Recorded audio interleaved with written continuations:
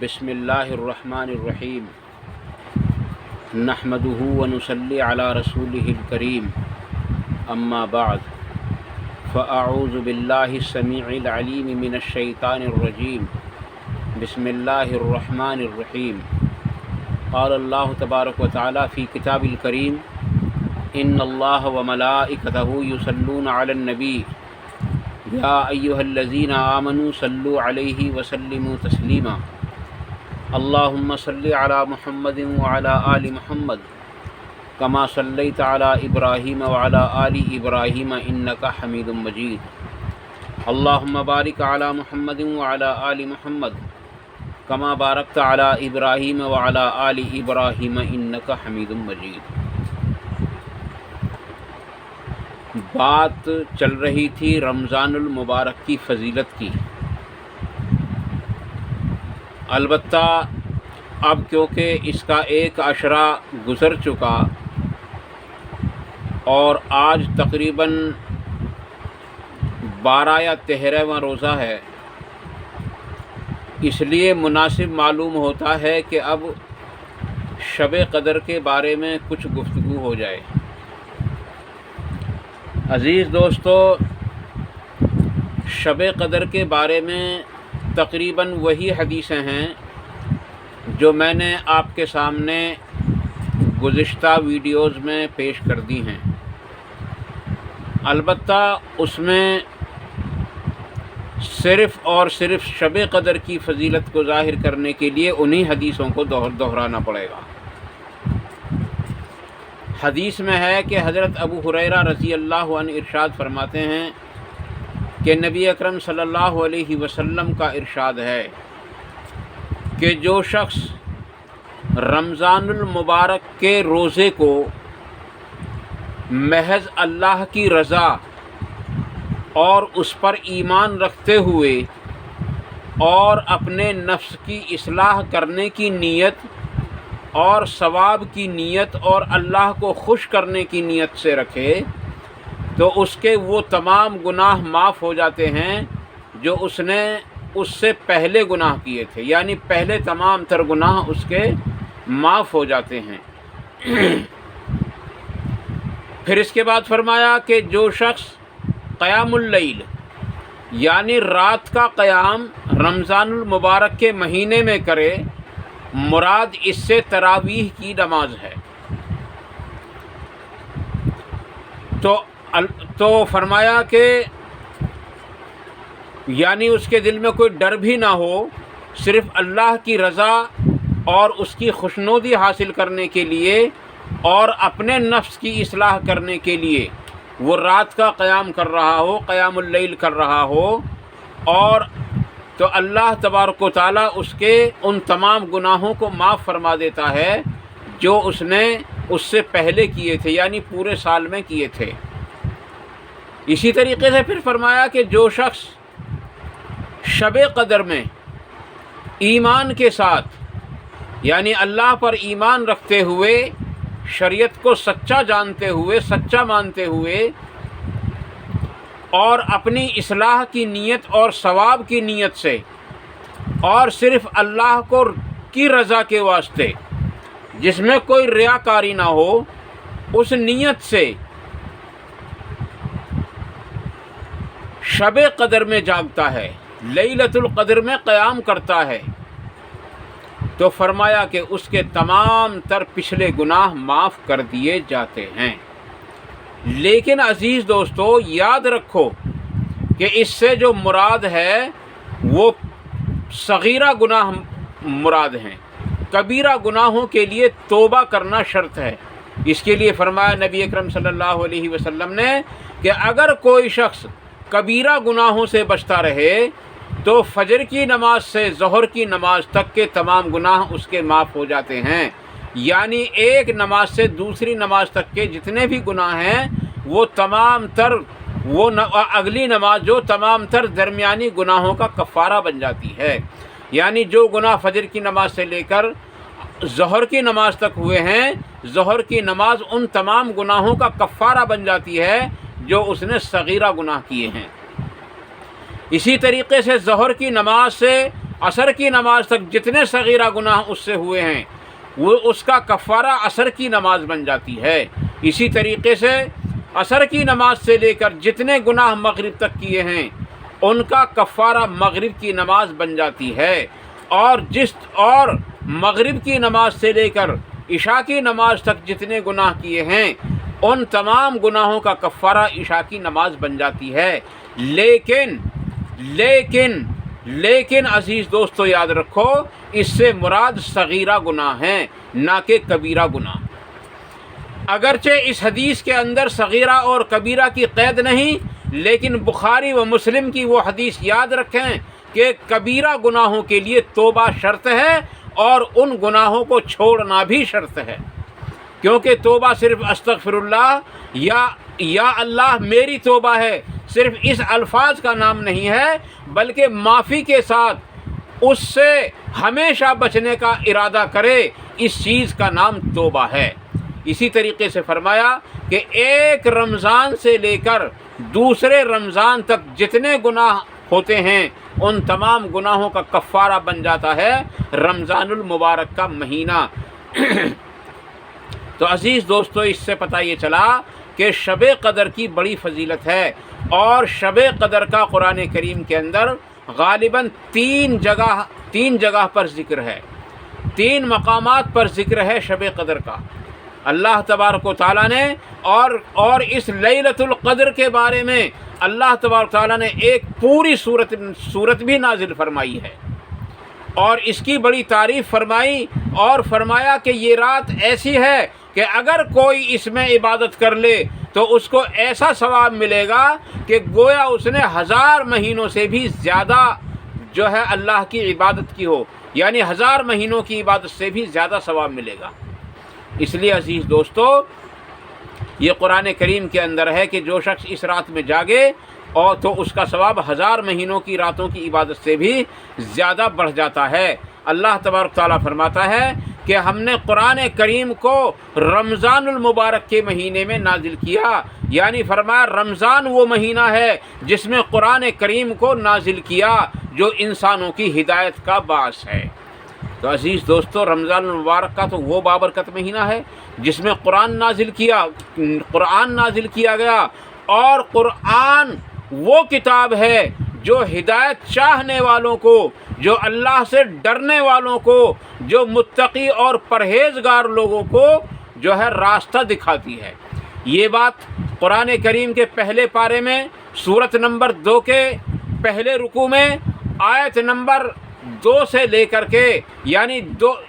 آیت نمبر 2 کے اندر ہی اللہ صاف کر دی تھی کہ اللہ تبارک تعالیٰ فرماتا ہے ذالک الکتاب لا ریب فیہ ھدی للمتقین، یعنی یہ وہ کتاب ہے جس میں کوئی شک نہیں، اور اس سے ہدایت پاتے ہیں وہ لوگ جو متقین یعنی اللہ تبارک تعالیٰ سے ڈرنے والے ہیں۔ اسی طریقے سے فرمایا شہر رمضان الذی انزل فیہ القرآن ھدی للناس وبینات من الھدی والفرقان۔ عزیز دوستو، یہ وہ مہینہ ہے جس میں قرآن کریم نازل کیا گیا، اور یہ وہ کتاب ہے جو ان لوگوں کو راستہ دکھاتی ہے جو ہدایت چاہتے ہیں، انہی انسانوں کو ہدایت پر لانے کی کوشش کی جاتی ہے۔ اس لیے عزیز دوستو، ہم رمضان المبارک کی قدر کریں، اور اس مہینے کے ساتھ ساتھ قرآن کریم کو ترجمے کے ساتھ پڑھنے کی کوشش کریں۔ صرف اتنا نہیں کہ آج میں نے 10 پارے پڑھے، آج میں نے 5 پارے پڑھے، آج میں نے 3 پارے پڑھے، آج میں نے 2 اور 1 پارہ پڑھا۔ عزیز دوستو، یاد رہے ھدی للناس وبینات من الھدی والفرقان، یہ ہم کو یہ بتا رہا کہ یہ آیت ہم کو کچھ اور بتلا رہی ہے۔ ذالک الکتاب لا ریب فیہ، یہ آیت ہم کو کچھ اور بتلا رہی ہے۔ عزیز دوستو، وَلَقَدْ يَسَّرْنَا الْقُرْآنَ لِلذِّكْرِ، یہ آیت ہم کو کچھ اور بتا رہی ہے۔ یہ آیتیں ہم کو اشارہ کر رہی ہیں کہ 1 اور 2 اور 4 اور 10 پارے پڑھنے والوں، جو 10 پارے پڑھ رہے ہو وہ 5 پارے پڑھو ایک دن میں، لیکن اس کو ترجمے کے ساتھ پڑھو، اور جو 5 پڑھ رہے ہو وہ 2.5 پارہ پڑھو ایک دن میں، لیکن اس کو ترجمے کے ساتھ پڑھو۔ اور اگر کوئی 1 یا 2 پارے پڑھ رہا ہے تو اس میں سے کم کر کے اس کو ترجمے کے ساتھ پڑھنے کی کوشش کریں۔ عزیز دوستو، جب ہم اس قرآن کریم کو ترجمے کے ساتھ پڑھیں گے تبھی تو ہم کو پتہ چلے گا کہ اللہ تبارک تعالیٰ نے ہم کو کس چیز کا حکم دینا چاہتا ہے، اور اللہ تبارک تعالیٰ ہم کو کن کاموں سے روکنا چاہتا ہے اور کن کاموں کو کرنے کا حکم دینا چاہتا ہے۔ اس سے پتہ چل گیا اچھی طرح سے کہ عزیز دوستو، قرآن کریم کو ترجمے کے ساتھ پڑھنے کی کوشش کرے ہر آدمی۔ اگر کوئی اردو نہ جانتا ہو تو قرآن کریم کا ترجمہ الحمدللہ انگریزی میں بھی موجود ہے، ہندی میں بھی موجود ہے، جس زبان میں چاہیں اسی زبان کے اندر قرآن کریم کا ترجمہ آپ کو مل جائے گا، اور اس کو پڑھنے کی کوشش کریں۔ اور اگر کوئی بات سمجھ میں نہ آئے اور سمجھ میں آ بھی جائے لیکن پھر بھی اس کو کسی اچھے عالم سے اس کی تحقیق کریں، اور سمجھ میں نہ آئے تو اس کی تحقیق کرنا تو پہلے ہی ضروری ہے۔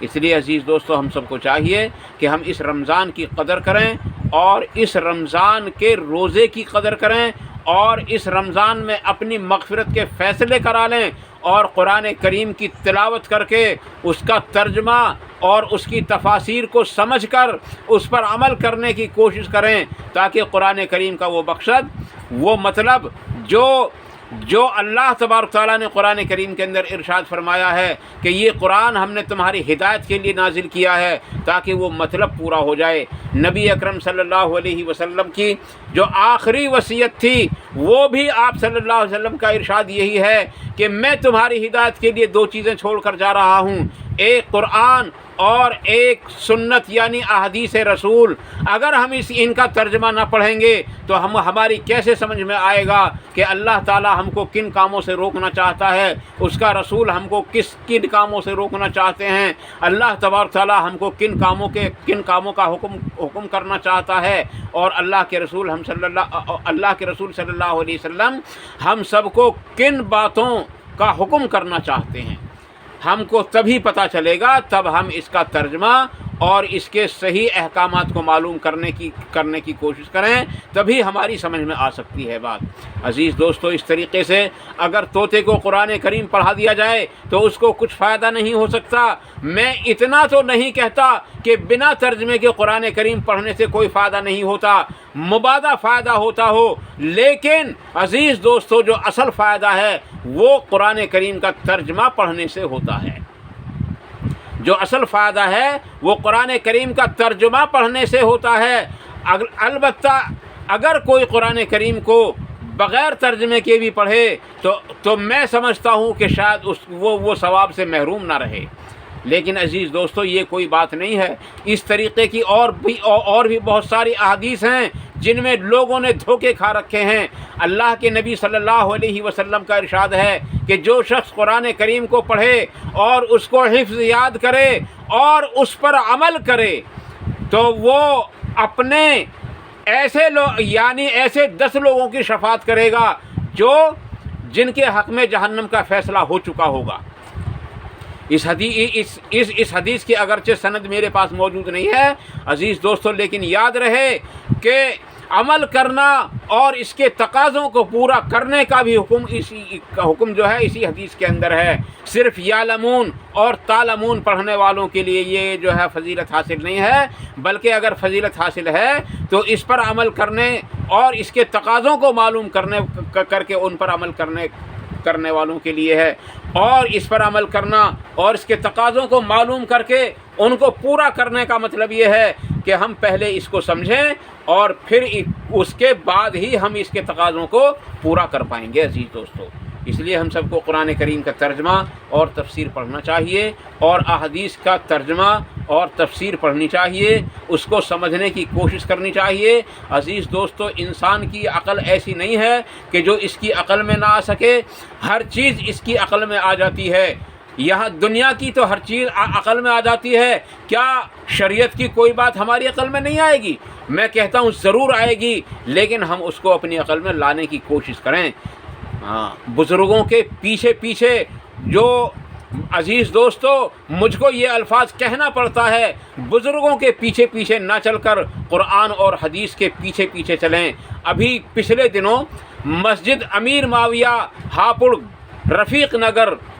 عزیز دوستو اس کے اندر ایک آدمی نے ہم سے سوال کر دیا تھا کیا تم فلاں مفتی سے اونچے ہو؟ تو اس کا جواب بھی سن لیں، اگر انہوں نے اس وقت جواب نہ پایا ہو تو سن لے کہ میں ان سے اونچا نہیں، البتہ تم لوگوں نے ان مولویوں کو، تم لوگوں نے ان پیروں کو، تم لوگوں نے ان فقیروں کو، تم لوگوں نے ان درویشوں کو، تم لوگوں نے ان صوفیوں کو ضرور اللہ تبارک و تعالیٰ اور اس کے رسول سے بھی زیادہ آگے بڑھا رکھا ہے۔ بھلا جو شخص قرآن کریم کی آیت صاف ستھری ہو اور احادیث رسول صلی اللہ علیہ وسلم کا حکم صاف ستھرا ہو اور اس کے مقابلے میں اپنے بزرگوں کے حکم کو مانے، اپنے پیروں کے حکم کو مانے، اپنے فقیروں کے حکم کو مانے، اپنے درویشوں کے حکم کو مانے اور اپنے صوفیوں کے حکم کو فالو کرے، تو عزیز بزرگوں دوستو پھر کیا ہے؟ پھر تو وہی ہے کہ قرآن کریم کی سورہ توبہ آیت نمبر 31 میں اللہ تبارک تعالیٰ ارشاد فرماتا ہے کہ ان لوگوں نے یعنی پچھلی امتوں نے اپنے پیروں کو، فقیروں کو، مولویوں کو، درویشوں کو، صوفیوں کو اپنا معبود بنا لیا تھا۔ پھر وہی بات ہے۔ اس پر ایک صحابی نے عرض کیا رسول اللہ ہم نے ان کی کبھی عبادت نہیں کی، تو آپ نے فرمایا ان کے حلال کیے ہوئے کو تم نے حلال مانا، اگرچہ شریعت نے ان کو حرام قرار دے دیا ہو، اور ان کی حرام کردہ چیزوں کو تم نے حرام مانا، اگرچہ شریعت نے ان کو حلال کر دیا ہو۔ تو انہوں نے عرض کیا رسول اللہ ہاں بالکل ایسا ہے۔ تو آپ نے فرمایا کہ یہی ان کی عبادت کا مطلب ہے۔ تو عزیز دوستو ہم سب کو چاہیے کہ ہم قرآن کریم کو سمجھیں اور ایسے عالموں سے مسائل پوچھیں جو قرآن اور حدیث کی روشنی میں، فقہ کی روشنی میں نہیں بلکہ قرآن اور حدیث کی روشنی میں عزیز دوستو ہم سب کو جو ہے حوالہ دے کر کے کہ فلاں جگہ کیونکہ یہ زمانہ تحقیق کا ہے، یہ زمانہ تحقیق کا ہے، کسی کا کچھ پتہ نہیں وہ کیا بتا رہا ہے۔ اس لیے عزیز دوستو ہم سب قرآن اور حدیث کا حوالہ ضرور لیں۔ قرآن کے اندر تو صحیح آیت کا حوالہ لینے کی ضرورت نہیں، کیونکہ قرآن کی تو ہر آیات، ہر الفاظ، ہر ایک عبارت صحیح اور درست ہے۔ ذالک الکتاب لا ریب فیہ کہ اللہ تبارک تعالیٰ فرماتا ہے اس کے ایک حرف کے اندر تو کیا، ایک لفظ کے اندر، ایک آیت کے اندر، ایک پارے کے اندر، ایک رکوع کے اندر، ایک سورت کے اندر فرق تو کیا، ایک حرف کے اندر بھی اتنا فرق نہیں ہو سکتا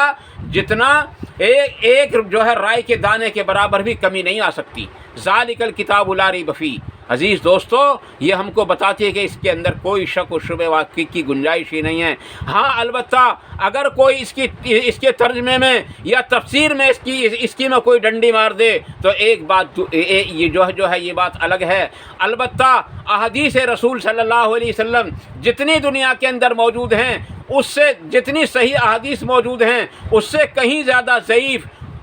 اور اس سے کہیں زیادہ جو ہے کمزور اور اس سے کہیں زیادہ جو ہے یعنی گھڑی ہوئی حدیثیں موجود ہیں۔ اس لیے حدیث کا حوالہ لیں، اور اس میں بھی بخاری اور مسلم کے اندر تو ہم کو زیادہ تحقیق کی ضرورت نہیں، کیونکہ ان کے اندر جو ہے تمام تر احادیث صحیحہ جمع کی گئی ہیں۔ اس کے علاوہ جتنی کتابیں ہیں سنن اربع کی اور اس کے علاوہ احادیث کی جتنی بھی کتابیں ہیں ان میں یہ تحقیق ضرور کر لیں کہ آیا یہ حدیث جو ہے صحیح ہے یا ضعیف ہے یا موضوع ہے یا حسن ہے یا کس درجے کی ہے، اس کو ضرور معلوم کر لیں۔ احادیث صحیحہ کے سامنے احادیث ضعیفہ پر عمل نہیں کیا جائے گا، اور اگر احادیث ضعیفہ جو ہیں ان کے اندر ایسی باتیں پائی جاتی ہوں جو قرآن سے ٹکراتی ہوں یا احادیث صحیحہ سے ٹکراتی ہوں تو ان پر عمل کرنا بالکل گناہ بھی ہو سکتا ہے۔ اس لیے عزیز دوستو تحقیق کریں اور تحقیق کے بعد ہی کوئی فیصلہ کریں۔ اللہ تعالیٰ مجھے اور آپ کو عمل کرنے کی توفیق عطا فرمائے، اور ان مختصر باتوں کے اندر جو بات میری زبان سے جذبات میں غلط نکل گئی ہو اس کو ہمارے دلوں سے نکال دے، اور جو صحیح بات حق بات میری زبان سے نکلی ہو اس کو ہمارے دلوں کے اندر راسخ فرمائے، اس پر عمل کرنا آسان فرمائے، اور اس پر عمل کرنے کی توفیق عطا فرمائے، اور اس پر عمل کرنے کے موقع بھی عطا فرمائے۔ وآخر دعوانا ان الحمد للہ رب العالمین، والسلام علیکم ورحمۃ اللہ تبارک و تعالی وبرکاتہ۔